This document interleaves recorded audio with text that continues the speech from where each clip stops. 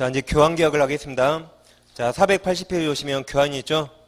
거기 596조 있습니까? 먼저 법조문을 봐볼게요. 교환은 당사 쌍방이죠? 쌍방이 금전 이유 재산권을 상호 이전할 것을 약정함으로써 효력이 생긴다. 그러니까 교환은 매매와 똑같습니다. 차이점이 딱 하나예요. 매매는 반대급부가 금전을, 돈을 받는 거죠? 돈. 근데 교환은 돈이 오고 가지 않죠?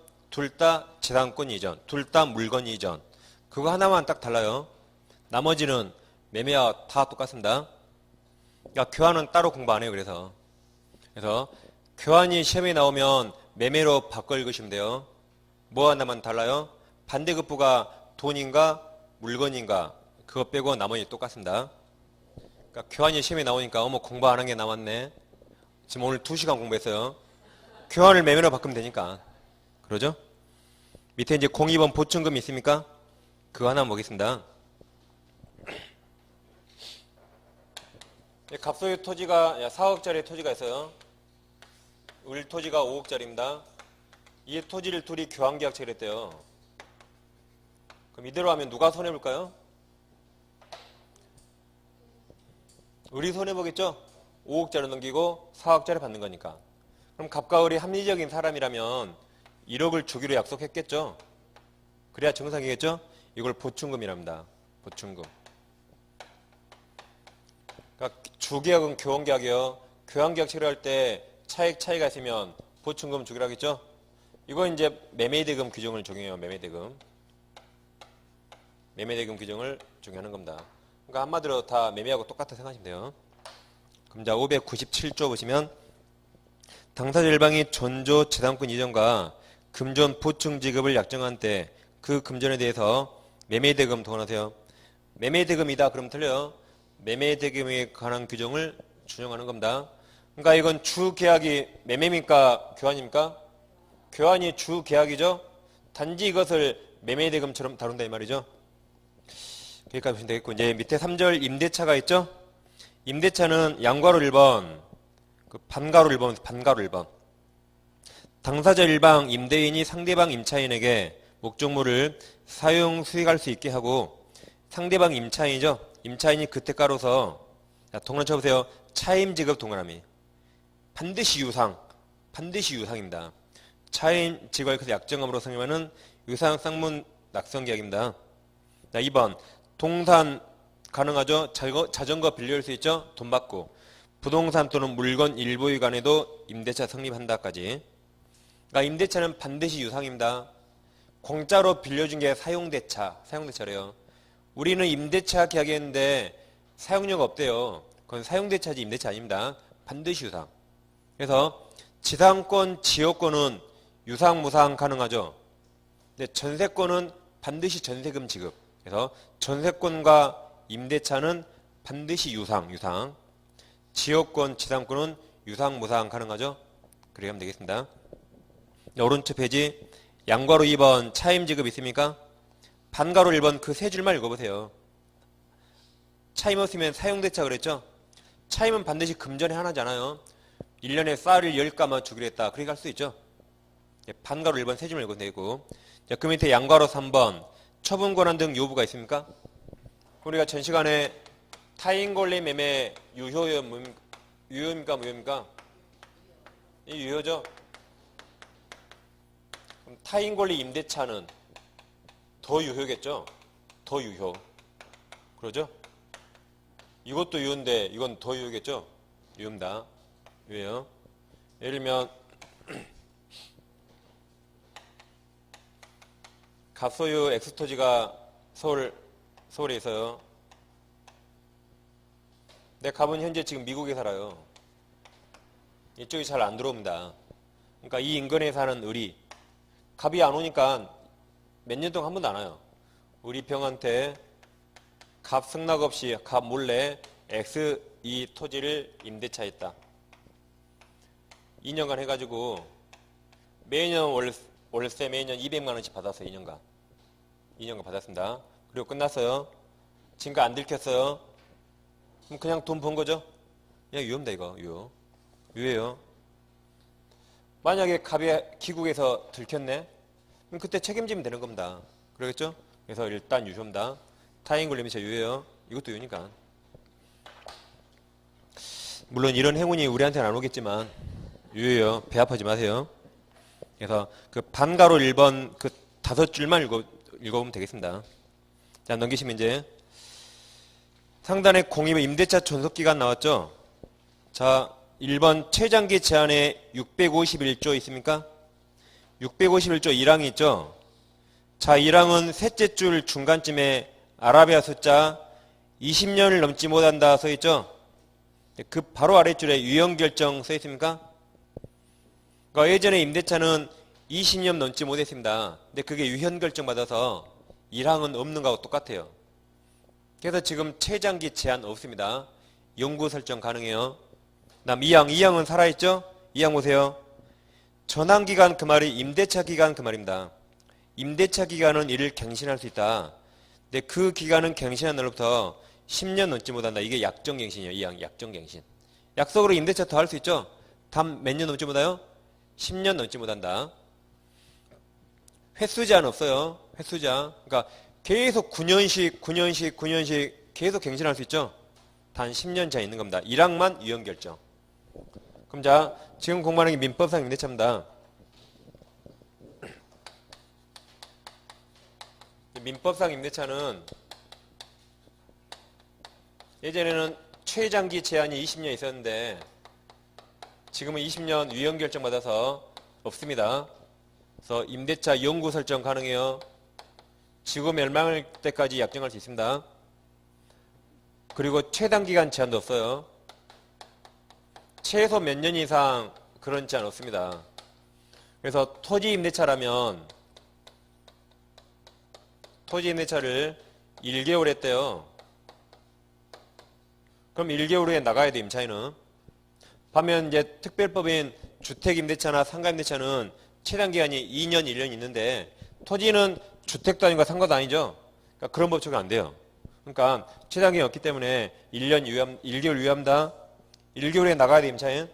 그래서 민법상 임대차는 최장 제한, 최단기간 없습니다. 그 다음 이제 중간에 2번이 있죠. 기간 약정 없는 임대차 있습니까? 그 양가로 1번에 635조가 있죠? 자, 635조 1항 보세요. 임대차 기간 약정이 없는 때 당사자 그랬죠? 그러니까 임대인, 임차인 모두예요. 임대인, 임차인 모두 언제든지 계약 해지 통고할 수 있다. 그러니까 임대차 있는데 기간을 깜빡 잊고 안 정했대요. 그럴 수 있죠? 그때는 언제든지 그만두지 할 수 있습니다. 그럼 상대방에게 시간을 줘야겠죠? 그래서 2항.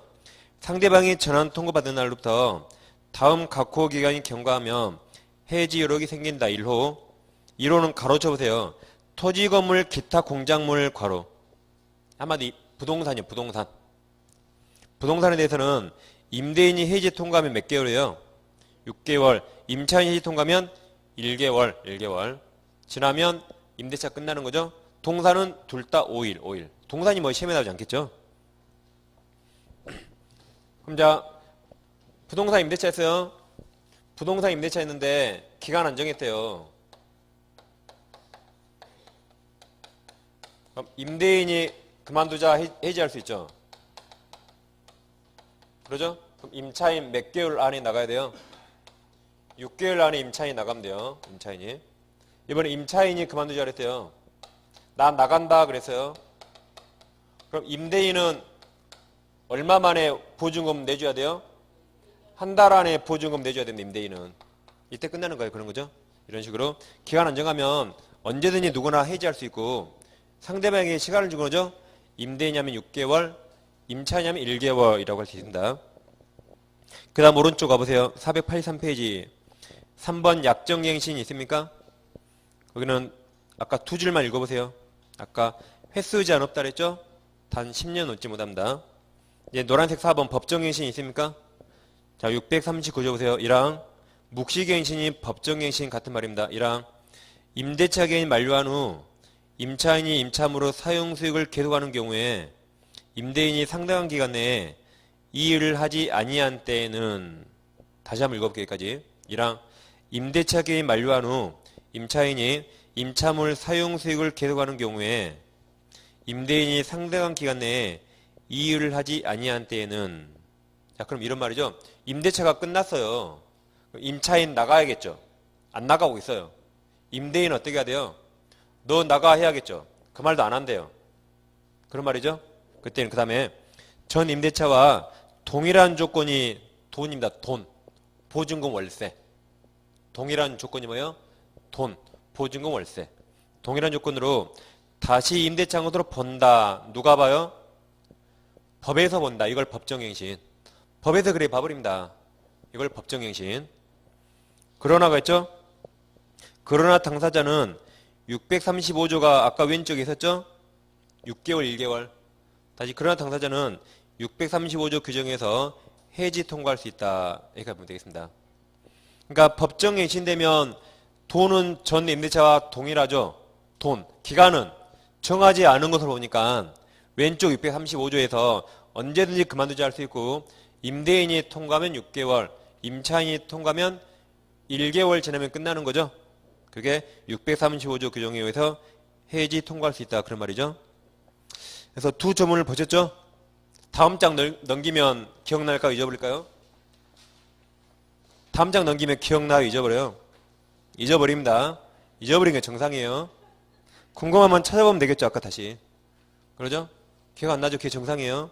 왜 나만 그럴까? 그게 아니에요. 다 그러니까 잊어버릴 거 절대 걱정할 필요 없습니다. 모르면 기억 또 보면 돼요. 공부 안 한 사람은 이걸 읽어보면 무슨 말인지 몰라요. 지금 이 법조문을. 근데 공부한 사람 읽어보면 무슨 말인지 알죠? 그럼 되는 거예요. 저도 넘기면 잘 기억 안 나요. 저도. 어제도 하고 그저께도 계속 이걸 똑같이 하고 있네. 일주일 내내. 저도 오늘 오면 즐겁겠죠. 주야 일주일 내내 똑같은 말, 똑같은 농담 똑같이 오늘 9번째 하고 있어요. 지금. 오늘 8번째, 9번째. 그러겠죠? 막 여러분들 어려운 표정 지금 9번째 보고 있어요. 저도. 농담도 똑같이 하고 그럽니다. 근데 저도 기억 안 나요. 잘 넘기면. 하면서 갑자기 임대인이 5개월 했나? 저도 각자 기억 안 납니다. 그러니까 잊어버리는 거 걱정하지 마세요. 잊어버리면 찾아보면 되죠. 그 다음 이제 485페이지 오시면 돼요. 네, 485. 이제 03번 임대차 효력 있죠? 임대차 효력이란 임대차 계약을 체결하면 임대인, 임차인에게 권리 의무가 생기겠죠. 그런 각종 권리 의무입니다. 그럼 밑에 양괄호 1번에 623조 있습니까? 자, 임대인 의무입니다. 자, 임대인은 목적물을 임차인에게 인도하고, 당연하죠. 임차인에게 목적물 인도 넘겨줘야겠죠. 그 다음 계약 존속 중 그 사용 수익에 필요한 상태를 유지하게 할 의무를 부담한다. 그것을 유지 수선 의무라 할 수 있어요. 유지 수선 의무. 그러니까 표현이 약간 이상한데 유지 수선 의무가 누구한테 있단 말이죠? 임대인이 부담한다 그 말이죠. 표현이 약간 이상하네요. 법조문이. 그래서 원칙적으로 원칙입니다. 임대 목적물의 유지 수선 의무는 원칙적으로 임대인이 부담합니다.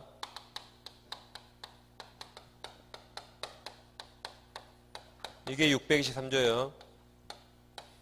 그리고 임대차도 거의 임의규정이에요. 강행규정이 몇 개 있는 겁니다. 이거 임의규정입니다. 아무튼 특약이 없으면 임대인이 다 부담해요. 그럼 유지 수선에 들은 돈이 필요비예요. 필요비. 그러니까 필요비는 누가 부담한다? 원칙 임대인이 부담한다. 그럼 전세권이라면 전세권은 누가 유지 수선 의무를 부담해요? 전세권자. 소유자가 아니죠? 지상권이라면 누가 부담해요? 지상권자. 그러니까 전세권자, 지상권자는 필요비 청구 X 그랬죠? 전세권자, 지상권자는 자기들이 이걸 부담하니까 필요비 소유자에게 청구 못합니다. 근데 임대차는 누가 부담해요? 임대인. 그러니까 임차인은 임대인에게 필요비 청구할 수 있는 거죠. 원칙적으로. 그 구별 중요하다고 몇 번 말했습니다. 그래서 원래 임대인이 부담해요. 단, 임대인이 부담하겠지만 매우 사소한 것까지 임대인이 부담하면 될까요? 매우 사소한 것은 임차인이 부담해야겠죠. 이건 임차인이 부담하는 겁니다. 예를 들면 이 건물 소유자가 미국에 살아요. 미국. 임차인이 미국에 전화해서 형광등 바꿔주세요 하면 되겠어요? 형광등 바꿔주러 미국에서 비행 타고 오면 되겠습니까?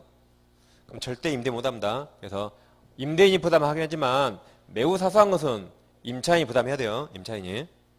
그 다음 이거 임의규정이에요. 임의규정. 반대특약 가능합니다. 그래서 우리끼리는 반대특약이에요. 우리끼리는 유지수선을 임차인이 한다라고 약정할 수 있습니다. 이 약정 유효입니다. 그럼 누가 부담해야 돼요? 약속대로 임차인이 유지수선을 해야 돼요. 임차인이. 단 그러더라도 임차인이 약정하면 임차인이 부담해야 되는데 그러더라도 목적물의 대규모 수선 이건 우리 태움 판례가 이건 여전히 임대인이 부담한다 그랬어요.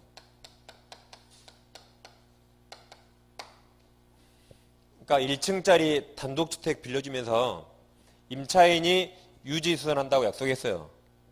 그럼 임차인이 해야겠죠. 근데 태풍으로 지붕이 다 날아가 버렸어요. 그래서 임대인한테 전화해요. 나 지금 뚜껑 열린 집에 자고 있다고. 그러니까 임대인이 너가 한다 했잖아. 너가 해. 그럼 되겠습니까? 지붕은 임대인이 고쳐줘야 당연히. 그래서 이 정리 잘해야 돼요. 이제 헛갈리니까 헛갈리지 않게 봐보세요. 원래 누가 유지수선해야 돼요? 임대인. 단 사소한 것은 임차인 예외가 있죠. 예외. 그리고 여기에 대한 반대특약 가능하죠. 단 거기에도 예외가 있습니다. 다시 원래 임대인이 부담해요. 이에 대한 예외가 있어요. 그리고 이에 대한 반대특약 가능하죠. 단 거기에 대한 또 예외가 있습니다. 헛갈리지 않게 4개를 잘 비교하셔야 돼요. 그럼 법조문 밑에 반가로 1번 있습니까? 반가로 1번은 네 번째 줄 보세요. 네 번째 줄. 거치에 있을 정도의 사소한 것 동그라미. 그건 임차인이 부담한다 그랬죠? 그래서 1번은 5줄 다 읽어보세요. 자, 반가로 2번 특약 동그라미. 특약으로 임대인의 수선 의무를 면제할 수 있다. 그러나 이러한 특약에 의해서 임대인이 수선 의무를 면하게 되는 것은 통상 생길 수 있는 소규모 수선에 한하는 것이지 목적물의 주요 구성 부분에 대한 대규모 수선 동그라미. 대규모 수선 여전히 임대인이 부담합니다. 그래서 여기까지 해서 이 4개를 잘 비교하면 되겠고. 그러니까 뭐 집에 보일러가 고장났다. 당연히 임대인 부담해야 돼요. 대규모 수선. 그 다음 반가로 3번. 자, 임대인은 원칙적으로 임차인 안전을 배려해주거나 도난을 방지하는 등의 보호무까지 부담하지 않습니다. 임대인이 임차인 밤마다 지켜줘야 돼요? 그런 의무 없습니다. 다만 있죠. 다만 숙박업자 숙박계약. 자, 숙박계약도 단기 임대차예요. 하루 이틀 빌리죠. 단기 임대차. 임대차를 볼 수 있습니다. 거기 숙박업자는 고객에게 위험이 없는 안전하고 편안한 객실 및 관련 시설을 제공함으로써 고객 안전을 배려해야 할 보호무 돈하십니다. 보호무를 부담한다. 그러니까 일반적인 임대차는 임대인이 임차인의 보호무 없죠. 숙박계약은 임대인이 보호무를 부담한다 그 말이죠. 그러니까 오늘같이 비 오는 날 모텔이나 호텔 가보면 입구에 빨간 양탄자를 쫙 깔아놨죠. 눈 오거나 비 올 때 빨간 양탄자. 왜 깔아놨어요? 그렇죠. 우리를 유혹하는 게 아니라 들어오다 넘어지면 사장님이 책임져야 돼요. 그러죠? 넘어지면 책임져야 되니까 깔아놓은 거예요. 다치지 말라고. 우리를 유혹하는 거 아니에요? 막 그거 보고 들어가면 안 됩니다. 우리를 부른 게 아니에요. 다치지 말라고. 제가 이제 일주일에 한 3일은 모텔에 자거든요. 집을 못 들어가니까. 모텔을 하도 많이 가니까 손님들 볼 거 아니에요. 눈빛만 딱 봐도 쟤들이 불륜인가 아닌가 저는 알아요. 딱 봐도. 오늘 같은 날 많이 와요. 상당히. 근데 특성이 오늘 같은 날 빨리 가요. 집에. 거의 이상해요. 날씨 좋은 날은 집에 안 가거든요. 늦게 가거든요. 자, 다 알아요. 엘리베이터 딱 넘치면 제가 있으면 남녀가 불리면 절대 안 타요. 제가 엘리베이터 딱 멈추면 제가 타고 있잖아요. 남녀는 절대 안 타다니까요. 그러니까 저는 5층에서 내려오는데 3층에 딱 잡았어요.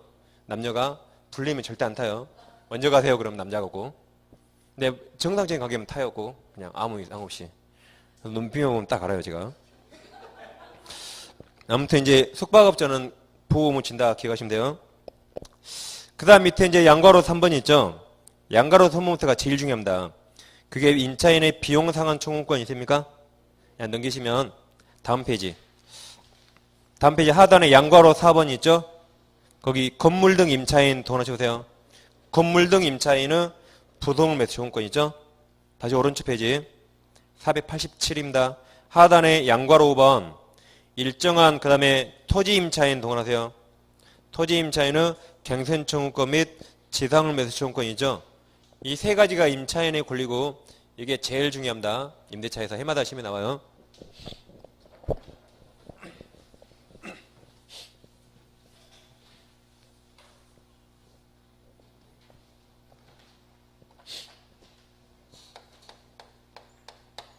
임차인의 세 가지 권리예요.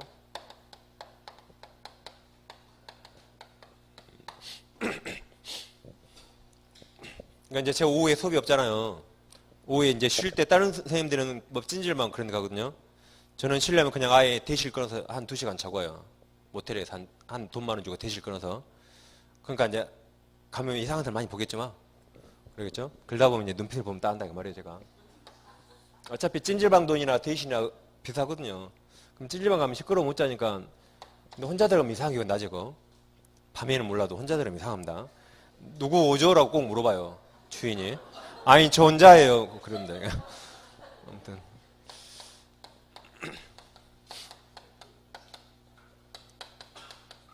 나올 때도 이상해. 누가 볼까 봐 혹시.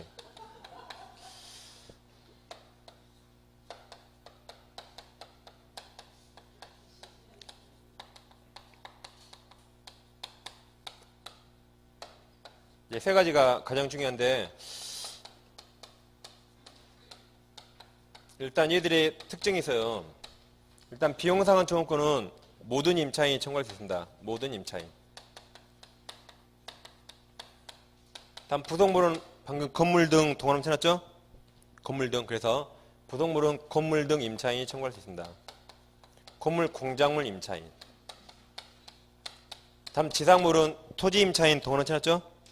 지상물은 토지 임차인이 청구할 수 있습니다.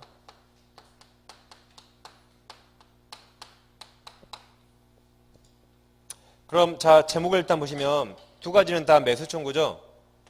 두 가지 성질이 똑같습니다. 성질이 똑같아요. A랑 성질이 이제 완전히 다릅니다. 비용상환 청구 규정은 임의 규정이에요. 그래서 당사자 특약으로 이거 포기하면 그 포기 계약 유효입니다. 근데 이 두 가지는 강행 규정입니다. 강행 규정에서 이걸 포기하는 약정 다 무효라 임차인은 행사할 수 있습니다. 포기 약정 다 무효예요. 강행 규정. 그 다음 비용 못 받으면 유치권 행사할 수 있어요. 근데 여기는 유치권 행사 못합니다. 유치권 액수 외웠잖아요. 보건복지부 배신, 보건복지부 매신이라고 외웠죠. 여기는 동시행한배를 행사하는 거지 유치권 행사 못합니다. 그럼 자 여기 좀 이따 하겠지만 월세를 2달 밀리면 곧바로 쫓겨나요. 해지할 수 있습니다. 월세 2달 밀려서 쫓겨나는 채무불이행한 임차인. 월세 2달 밀려서 채무불이행 쫓겨나요. 그럼 그 임차인 나갈 때 필요비 유익비 청구할 수 있습니까? 월세 못 내서 쫓겨난 임차인 있어요. 나갈 때 비용 청구할 수 있어요? 예? 고만하지 마시고 당연히 행사할 수 있죠. 우리가 외웠잖아요. 도둑놈도 비용은 청구할 수 있다. 도둑놈보다 훨씬 나아요. 그러죠? 당연히 청구할 수 있습니다. 이걸 매수 청구를 못하는 거예요. 그 다음에 일시사용이 명백한 임차인. 딱 3일 빌렸대요. 딱 3일 빌렸는데 비용을 지출했다. 비용 청구할 수 있습니까? 할 수 있어요. 도둑놈보다 훨씬 낫잖아요. 여기를 못하는 겁니다. 그래서 두 가지 성질 완전히 다르고 이들이 항상 시험에 나오니까 이 두 줄을 정확히 외우셔야겠습니다. 그럼 이제 하나씩 봐볼게요. 법조문을. 자, 485페이지 여보세요. 485. 이제 상단에 양괄호 3번 626조 있습니까? 자, 이랑 임차인이 임차물 보존에 관한 필요비 지출한 때 임대인에 대해서 그 상환을 청구할 수 있다. 필요비는 꼭 드려야 할 돈이죠. 뭐 유리창이 깨졌다 이런 것들. 단 유리창은 사소해서 임차인이 부담할지도 모릅니다. 다음 2항. 임차인이 유익비를 지출한 경우에 임대인은 그 다음 동그라미 쳐보세요. 임대차 종료시 동그라미. 종료시에 그 가액 증가가 현저한 때에 하나요. 즉 유익비를 지출했는데 3년 지나니까 현존 가치가 없대요. 그때는 청구 못하겠죠. 유익비란 임대인에게 돌려줄 때 임대인에게 이득이 있어야 돼요. 그 다음 하나요. 임차인의 지출한 금액이나 그 증가액을 상환해야 한다. 이 경우에 법원은 임대인 청구에서 상당한 상환 기간을 허용할 수 있다. 유익비는 비쌀 수 있잖아요. 지금 당장 못 주니까 2년 후라고, 예를 들면 2년 후라고 연기할 수 있죠. 법원에서. 그렇죠? 그럴 수 있습니다. 그러게 법원에서 상환 기간 허용받을 수 있어요. 그럼 2년 후라고 연기해주면 유익비를 지금 받는 게 아니라 2년 후에 받는 거죠. 그럼 변제기가 2년 늘어났죠. 그럼 유치권 행사할 수 있어요? 없어요? 그때는 유치권 행사 못하죠. 변제기가 2년 늘어나 버렸으니까. 그러죠? 라고 유치권 할 때 했습니다. 그 다음 페이지 486. 반가로 1번. 두 번째 줄 제일 끝에 그리고 있습니까? 그리고 필요비든 유익비든 그 비용 상환 청구는 임대인이 목적물을 반환받을 날부터 6개월 동안 하세요. 6개월이 지나면 행사할 수 없다. 그러니까 이 비용은 6개월 안에 행사해야 돼요. 둘 다. 그러니까 필요비는 지출한 즉시부터 끝나면 6개월까지.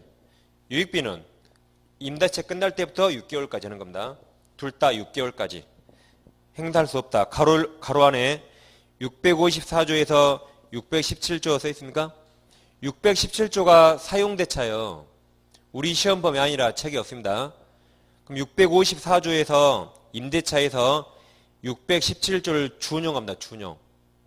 그러니까 사용대차 6개월인데 그래서 임대차도 6개월이에요. 근데 우리 시험 범위 아니라 자세히 안 써놨습니다. 그래서 그냥 6개월이라고 기억하시면 되겠어요. 그 다음 문장. 그리고 임차인은 비용 상환 청구권에 대해서 유치권 행사할 수 있죠. 그러게 반가로 1번은 그 5줄 달고 오시면 되겠고, 반가로 2번. 임차인 자신은 특수한 목적을 위해 지출한 것은 유익비로 인정되지 않습니다. 예컨대 임차인이 음식점을 경영하기 위해서 건물 내부에 들인 시설비나 간판 설치비는 건물의 객관적 가치를 증가시키는 게 아니어서 유익비에 해당하지 않는다. 그러니까 유익비라는 게 임대인이 물건 돌려받을 때 가치 증가가 있어야 되죠. 근데 임차인 특수 목적에 사용한 것은 갈 때 철거하고 가야지 그 돈 받는 거 아닙니다. 반가로 4번은 본전은 강행 규정이 아니다 그랬죠. 그래서 비용 상환에 관한 당사자 특약 유효 동그라미 유효합니다. 요컨대 읽어보시면 돼요. 다 했죠. 필요비 포기할 수 있습니다. 그래서 반가로 4번 중요하니까 잘 보시면 되겠고, 이제 양가로 4번은 건물 등 임차인의 부속물 매수 조건권 써 있죠. 여기부터 할게요. 이제 부속물. 일단 이 두 가지 성질은 정확히 잘 비교해야 돼요. 아주 중요합니다.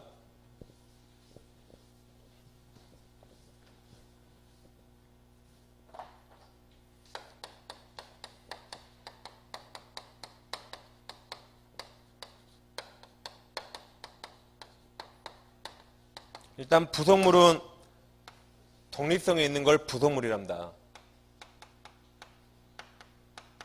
독립성이 없는 것은 부합물 그러고 부속물은 독립성이 있어야 돼요. 그 다음 부속물은 객관적 편익에 도움이 돼야 돼요. 객관적 가치 증가 있어야 됩니다. 객관적 편익이 있어야 돼요. 이런 것을 부속물이랍니다.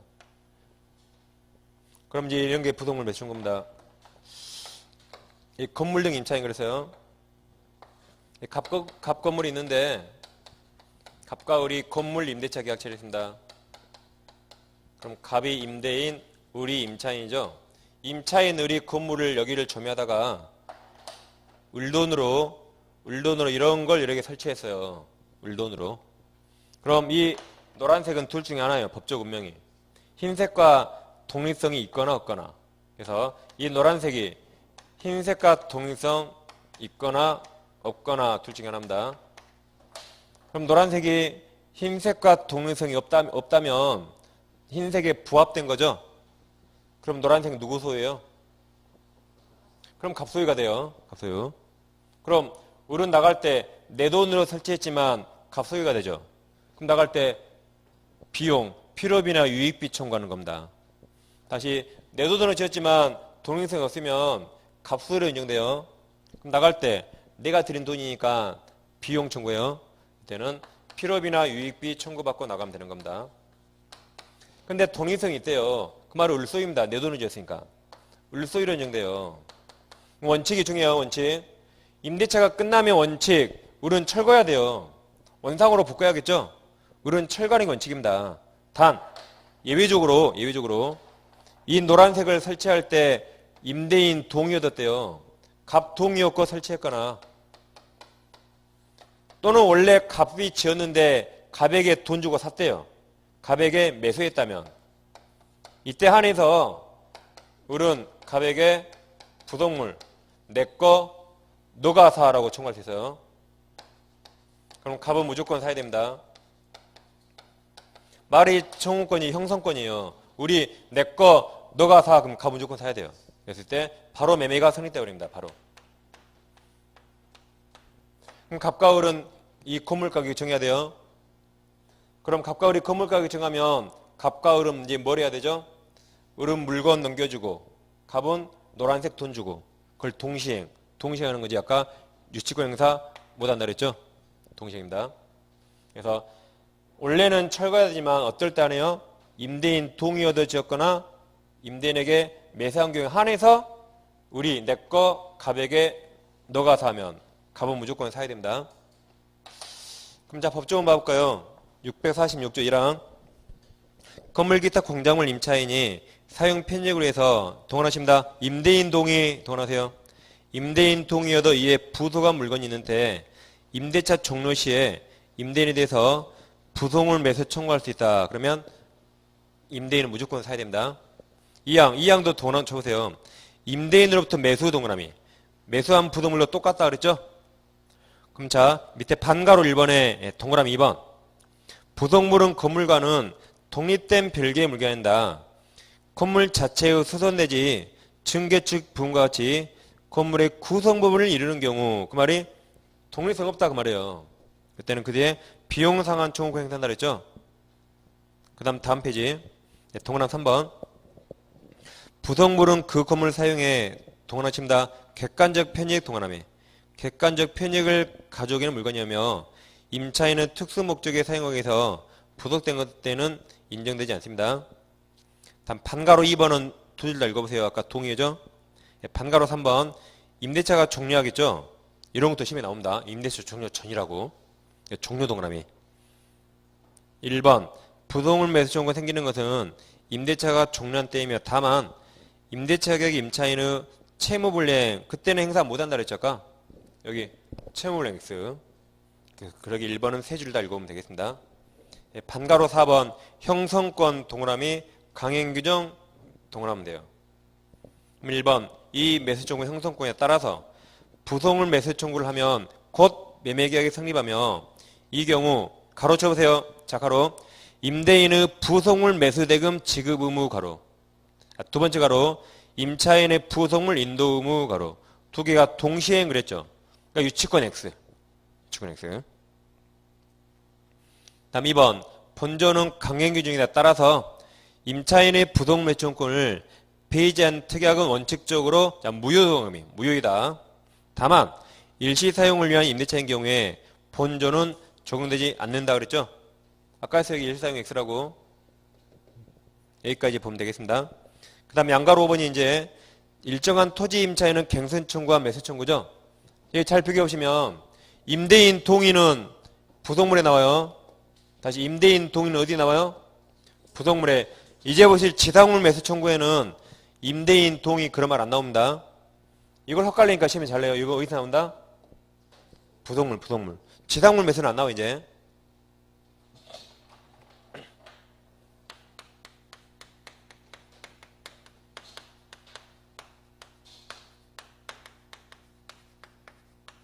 이건 토지 임차인이죠. 자 이제 봐보시면 갑소의 토지가 있는데 갑과 을이 첫째 토지 임대차 계약 체결했습니다. 한 25년 계약 체결했다. 우리 건물 지으려고. 그리고 이제 우리 두 번째로 우리 건물을 신축했습니다. 이 상태에서 세 번째로 기간이 다 끝났어요. 기간이 만료되면 원칙은 어떻게 해야 되죠? 나대지를 빌렸으니까 원칙 철거하고 나대지로 돌려줘야 하겠죠. 그게 원칙입니다. 근데 철거하려고 보니까 너무 아까워요. 아직도 썽썽합니다. 그때 목적물 아직도 현존한다.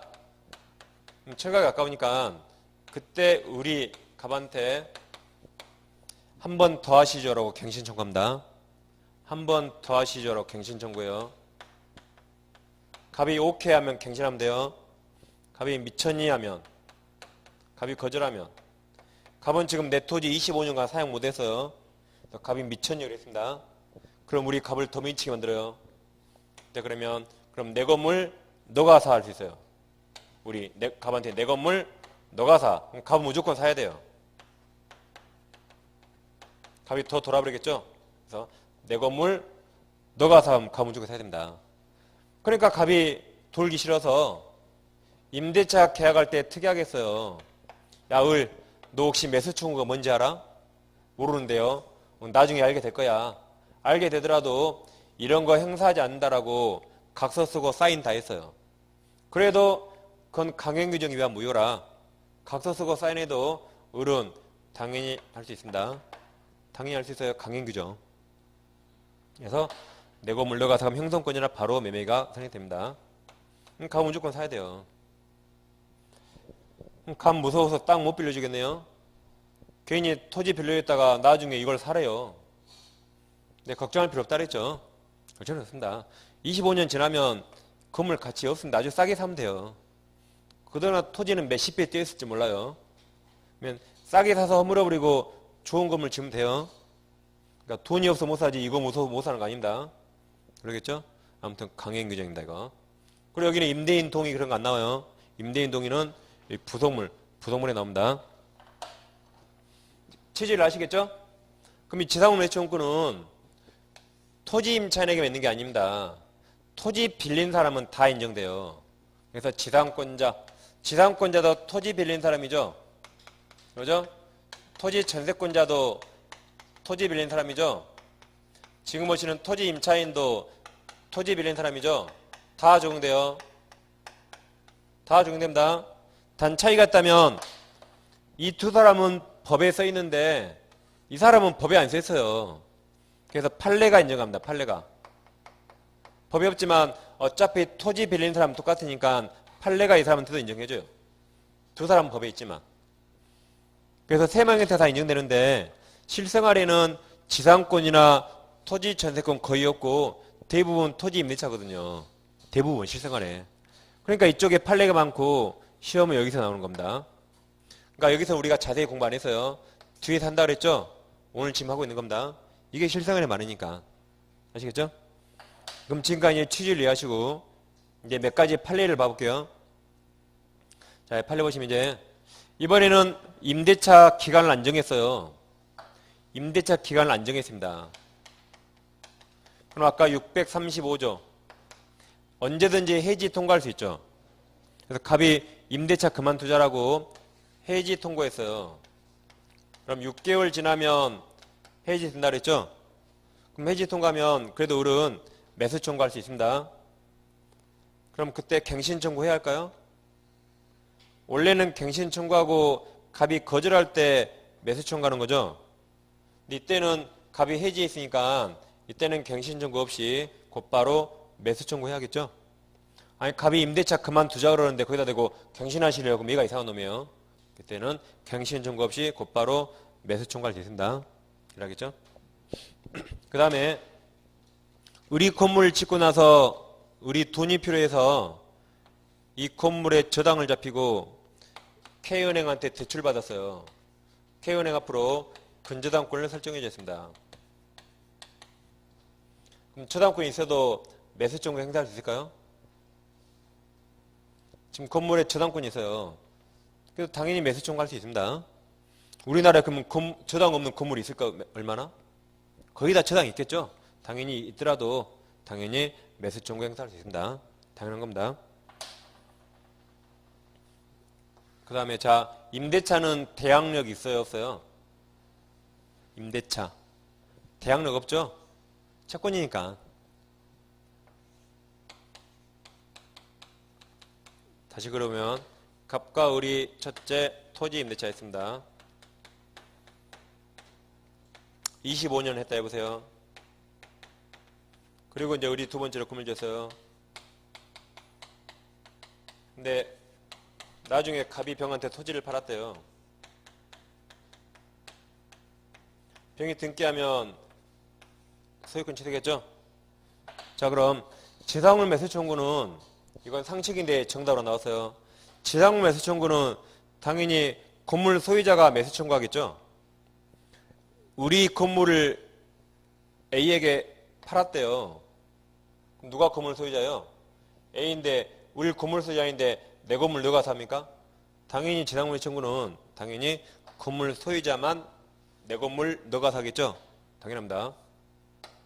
근데 이게 당연한 걸 시험에 내요.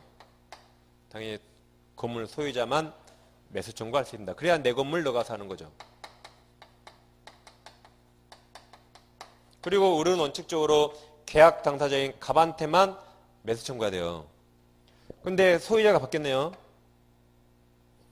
그래도 기간 끝나면 우리는 원래 임대차가 대항력이 없는데 우리 임대차에 대항력이 있다면 그때는 임대차 계약 당시 임대인뿐만 아니라 제3자한테도 매수 청구권 행사할 수 있습니다. 대항력이 뭐죠? 임대인한테 행사할 수 있는 걸 계약 당사자가 아닌 새로운 제3자한테도 주장할 수 있는 게 대항력이죠. 그래서 우리 만약 토지 임대차에 대항력이 있었다면 우리는 토지 양수인에게도 지상물 매수 청구할 수 있습니다. 그러니까 이런 토지를 사는 사람은 우리 건물 살 생각으로 사야 돼요. 토지를. 대항력이 뭐였죠? 임대인과 맺은 내용 새로운 3자한테 정할 수 있다. 그러니까 우리 임대차 대항력이 있다면 우리는 갑뿐만 아니라 병에게도 지상물 매수 청구할 수 있는 겁니다. 자, 그럼 487은 제일 밑에 법조문부터 봐볼게요. 643조 건물 기타 공작물 소유 또는 식목 체험이 염전 같은 거 목축을 목적으로 한 토지 임대차 동원을 쳐보세요. 토지 임대차 기간이 만료한 경우에 건물 수목 기타 지상대 현존한 때 283조가 가로열고 지상권자의 갱신 청구 매수 청구 규정을 준용한다 그랬죠? 네, 법조문입니다. 다음 페이지 488 상단에 반가로 1번 권리성격 세 줄 읽어보세요. 반가로 2번 지상 매수 청구 행사 요건이 있습니까? 밑에 동그라미 2번 임대차 기간 만료로 써 있어요. 자, A 기간 만료로 임대차가 종료한 게 인정된다. 근데 임차인은 채무불이행 등 사유로 인하여 임대차계획이 해지됐을 때 인정되지 않는다라고 했었죠. 아까 둘 다 채무불이행에 쓰였어요. 그 다음 반가로 B 기간을 약정하지 않아서 임대인의 해지 통고에 의해서 임차권이 소멸한 경우에는 그 다음 말을 가로 한번 쳐보세요. 자, 가로 계약갱신 청구권 청구 유무에 불구하고 가로. 그 말은 어디서 했죠? 갱신 청구 없이도 곧바로 매수 청구할 수 있다 그랬죠? 얘는 그 가로 그 말입니다. 바로 지상 매수 청구 인정된다. 자, 동그란 3번의 A 행정관청 허가를 받은 적부한 건물이 아니어도 매수 청구 대상이 되며 그러니까 꼭 허가받을 건물이 필요 없어요. 무허가 가능합니다. 특히 그 지상 건물이 객관적으로 경제적 가치가 있는지 여부나 임대인에게 소용이 있는지 여부는 매수 청구 행사권이 아닙니다. 그래서 건물이 객관적 가치가 없으면 싸게 사면 돼요. 나한테 소용없더라도 무조건 사야 됩니다. 제한이 없어요. 특별히. 그래 보시면 되겠고 그 다음 이제 밑에 반가로 B가 있죠. B 보시면 B는 이런 말입니다. 이쪽에 해볼게요. 여기까지 갑토지고 여기 A토지인데 우리 갑과 임대차에서요. 그럼 우리는 당연히 건물을 임차지상에 지어야겠죠. 임차지상에. 근데 여러 개 걸쳐서 지었네요. 그럼 우리 내 건물 누가 사면 될까요? 건물 뽀갤 수 있어요? 뽀개면 다 무너져버리죠? 이때는 매수 청구 행사 못합니다. 근데 우리 대법원 판례는 특이하게 임차지상에 있는 부분 중에서 이게 구분 소유 목적이 된다면 그것은 매수 청구 가능하대요. 구분 청구 대상이 된다면 매수 청구 가능합니다. 그럼 이제 판례는 아니지만 제 생각 이렇게 하면 될 것 같아요. 건물 쪼개면 다 무너져 버리니까 그럼 우리는 A한테 토지를 정당히 빌려서 사용을 내면 돼요. 그리고 여기만 갑한테 팔면 되겠죠? 그런 식으로. 제 생각이 그냥. 아무튼 우리 대부분 판례는 임차지상에 있는 것 중에서 구분 소유 대상이 되는 것만 매수 청구할 수 있어요. 그럼 건물 쪼개면 안 돼요. 다 무너져 버리니까. 그래서 제 생각은 아마 A한테 허락받고 여기만 갑한테 팔면 되겠죠? 제 생각이라 시면 안 나와요. 그래서 그 B만 그대로 받아들이시면 돼요. B. 임차인 소유 건물이 임차지 외에 임차인 또는 제3자 소유 토지 위에 걸쳐서 건립되어 있는 경우에 임차지 상에 서 있는 건물 부분 중 구분 소유 객체가 될 수 있는 부분에 한하여 매수 청구가 허용됩니다. 판례의 취지를 이해하면 되겠고, 그 다음 페이지 반가로 3번. 이제 지상물 매수 청구 행사 당사자가 있죠? 자, 동그라미 1번. 매수 청구권자는 토지 임차인으로서 원칙적으로 동그라미 칩니다. 지상물 소유자 동그라미. 지상물 소유자에 한한다. 밑으로 두 번째 줄, 세 번째 줄, 그리고 행사 상대방 원칙적으로 임차권 소멸 당시의 토지 소유자인 임대인이다, 원칙적으로. 근데 동그라미 2번. 만일 임대인이 토지를 제3자 양도해서 임차권 소멸 당시에 이미 토지 소유권을 상실한 경우에는 그에게 행사할 수 없다. 여기죠? 임대하고 건물 줬는데 팔았죠? 그럼 현재 병이 토지 소유자요. 그럼 이제 을은 원칙적으로 갑에게 청구 못 하겠죠?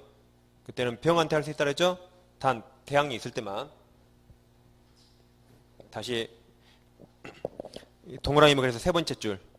이러한 때는 그 토지 양수인 병에게 행사할 수 있는데, 다만 이 경우에는 토지 임차인이 그 건물에 대한 보존 등기를 필요하는 등 보존 등기 밑에 622조 써보세요. 좀 이따 하니까 622조 보존 등기를 필요하는 등 그 다음 말을 동그라미 칩니다. 임차권의 대항력 동그라미. 그럼 토지 임차권이죠? 토지 임차권 대항력을 갖추고 있어야 한다. 그래서 대항력이 뭐였어요? 임대인과 맺은 계약 내용, 계약 당사자가 아닌 제3자한테 주장할 수 있다. 토지 소유자가 바뀌었다면 을은 원래 갑한테 매수 청구해야 되는데 이게 대항력이 있다면 임대차가 을은 병한테도 매수 청구할 수 있습니다. 대항력이 있을 때. 그 다음 밑에 반가로 5번 지상물 매수 청구 행사 효과가 있죠. 동그라미 1번에 두 번째 줄 거기 가로 동그라미 쳐보세요. 청구 당시 시가 동그라미. 그리고 네 줄 읽어보면 돼요. 당연히 행사할 때 시가대로 매매하겠죠. 시가. 그 다음 동그라미 2번 매수 청구권은 매수 청구 대상 건물에 동그라미 칩니다. 근저당권이 설정 동그라미. 설정되어 있는 경우에도 인정되는데 거기까지 인정된다. 아까 얘기죠? 근저당이 없는 건물 우리나라에 없습니다. 이때도 당연히 내 건물 너가 사라고 매수 청구 행사할 수 있습니다. 당연한 거죠? 그 다음 페이지 반가로 6번 강행 규정 써 있습니까? 자, 본전은 강행 규정 동그라미. 강행 규정에 따라서 해야 읽을 때 이걸 잘 비교하셔야 돼요. 이걸 좀 헷갈려 하시니까. 자, 임대인과 임차인이 임대차 종료 시 원상복구 약정에 대부분 이런 거 하죠? 원상복구 약정이 있습니다. 그럼 이 약정이 효력이 있는가, 유효인가, 무효인가? 이 약정 취지가 임차인은 비용상환 청구권, 필요비나 유익비, 비용상환 청구권 포기 약정으로 보여진다면 그 약정 유효입니다. 근데 이 약정을 잘 보니까 이 약정을 매수 청구권을 포기한대요. 지상물이나 부속물 매수 청구권 포기 약정으로 보여진다면 그때는 이 약정 무효입니다. 강행 규정 위반 무효. 입니다. 일반적으로 이런 말이겠지만 이런 의미까지 내포한다면 그때는 그 약정 무효예요. 그래서 제가 그래서 따라서 했죠. 강행 규정에 따라서 보세요. 임대차 계획 만료한 때 임차인이 지상 건물을 양도 임대인에게 공짜로 준대요. 양도하거나 이를 철거하기로 미리 약정했다거나 건물 기타 지상 시설 일체를 포기하기로 약정하였다면 이는 임차인의 지상물 매수 청구권을 폐지하는 약정으로서 원칙적으로 무효동은 무효이다. 그러니까 따라서 읽어보니까 단순히 필요비 유익비 포기 약정이 아니었죠. 건물을 완전히 포기한 약정이죠. 그 약정 뭐예요? 그 다음 반가로 7번 토지 전세권에 적용을 했죠. 두 줄 읽어보면 돼요. 판례가 이추 중요합니다. 오른쪽 페이지 양가로 8번 하단 오세요. 양가로 8번 차이 면체 나왔죠. 640조와 641조 있습니까? 거기다 읽어보시면 2기입니다. 2기. 그래서 토지 임대차든 건물 임대차든 부동산은 다 2기 밀리면 해지할 수 있다. 월세로 치면 두 달분입니다. 법조문만 읽어보세요. 그 다음 이제 넘겨보시면 자 493페이지 493 하단에 2번 임차권 대항력 있습니까? 그러니까 임대차는 채권이라 대항력 없는데 예외적으로 대항력을 갖출 수가 있어요. 양괄호 1번에 621조 있습니까? 임대차 등기 보세요. 1항 부동산 임차에는 당사자는 반대 약정이 없으면 그 말이 임의 규정이에요. 임대인에 대해서 그 임대차 등기 절차 협력을 것을 청구할 수 있다. 2항 부동산 임대차를 등기한 때는 그때부터 제3자에 대하여 효력이 생긴다가 대항력이 생긴다. 그러니까 임차권은 원래 대항력 없지만 임차권 등기하면 그때부터 대항력 제3자한테 주장할 수 있는 거죠. 다음 페이지 494페이지입니다. 494 양괄호 2번 있습니까? 밑에 622조 있죠? 622조 보세요. 법조문 제목 건물 등기는 차지권이 토지를 빌렸단 말이죠. 차지권은 대항력입니다. 그럼 자 그게 작년 정답으로 나왔어요. 622조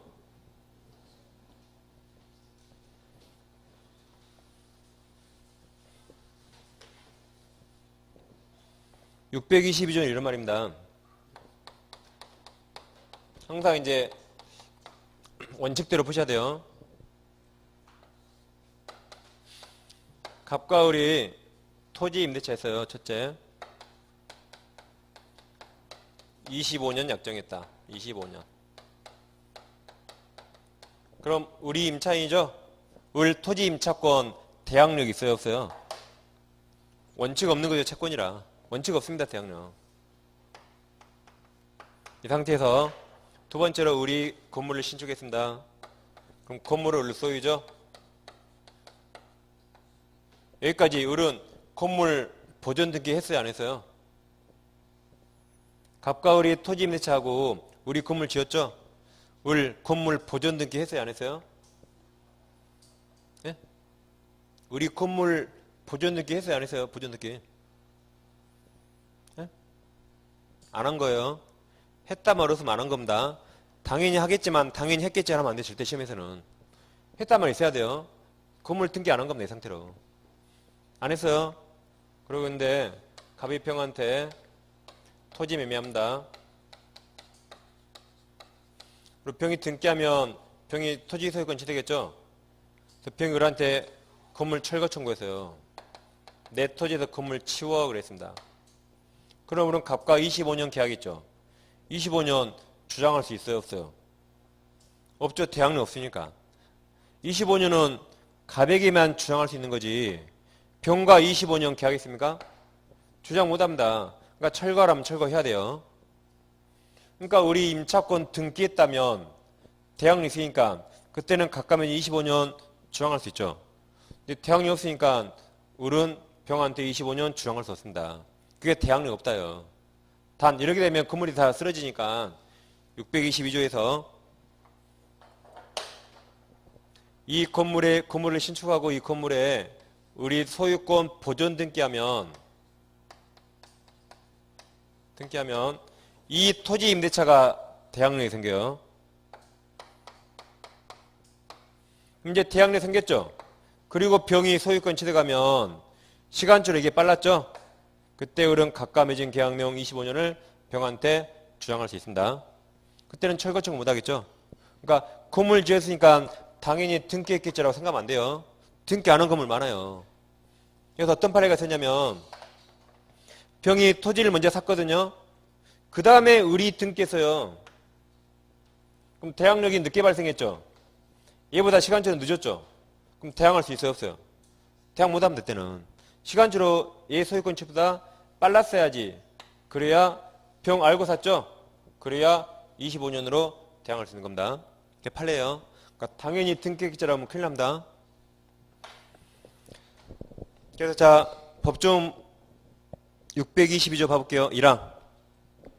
건물 소유를 목적으로 한 토지 임대차는 일일 등기가 아까 621조 임차권 등기. 등기를 하지 아니한 경우에도 임차인이 그 지당 동원한 쳐보세요. 건물을 등기 동원함이. 건물을 등기한 때는 제3자에 대해서 임대차가 무슨 임대차예요? 토지 임대차. 토지 임대차 이렇게 생긴다가 대항력이 생긴답니다. 그럼 밑에 판가로 2번. 토지 임차권 대항력은 지당 건물을 등기해서 생긴다. 예컨대 갑이 을소유 토지를 임차해서 가로 건너뛰고 그 지당의 건물을 신축하였는데 같은 시점에 우리 그 토지를 병에게 매도해서 소유권 이전 등기, 병이 등기 먼저 해서요.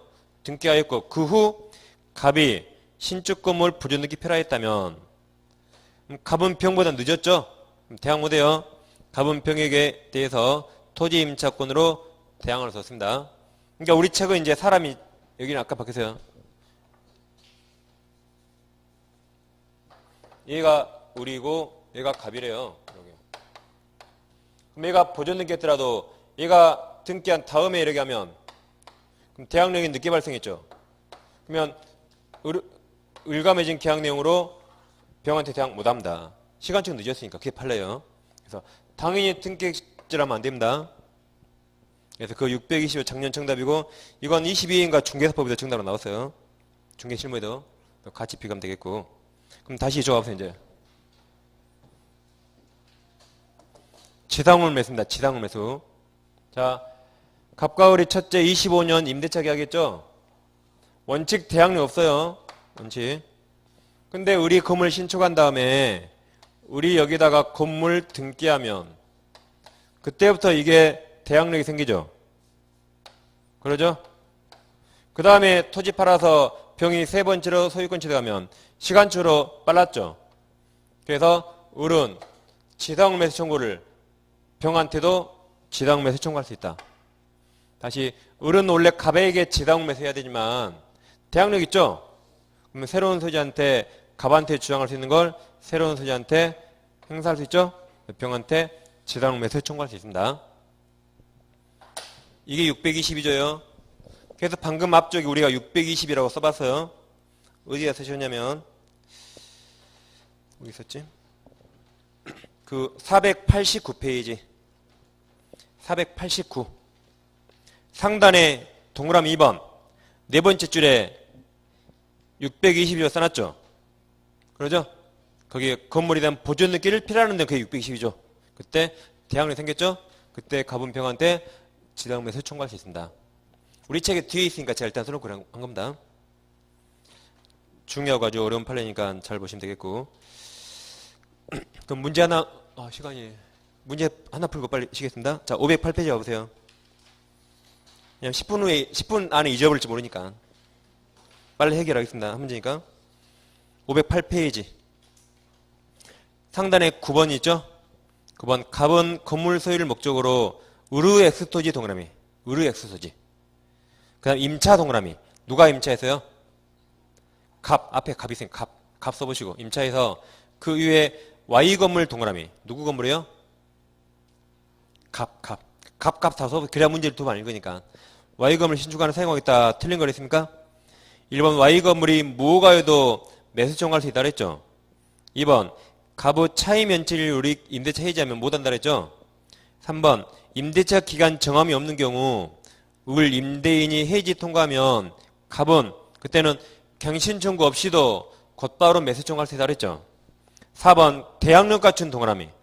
대항력 갖춘 갑 임차권이 기간 만료로 소멸한 후 우리 엑스토지를 병에게 양도한 경우 갑은 병을 상대로 지당 매수 청구할 수 있죠. 대항력 있으니까. 조금 이팔 여기 이제 갑이라면 이렇게 할 수 있습니다. 5번 갑이 Y 건물에 근저당권 설정 동원하세요. 설정한 경우 임대차 기간이 만료하면 갑은 병을 상대로 지당 매수 청구 행사할 수 있다. 저당 없는 건물 우리나라에 거의 없다 그래서요. 당연히 이때도 지당 매수 청구할 수 있습니다. 그래서 5번이 정답이었죠. 이렇게 하시면 되겠고 이제 10분 쉬가지고 임차권 양도 전대를 보겠습니다.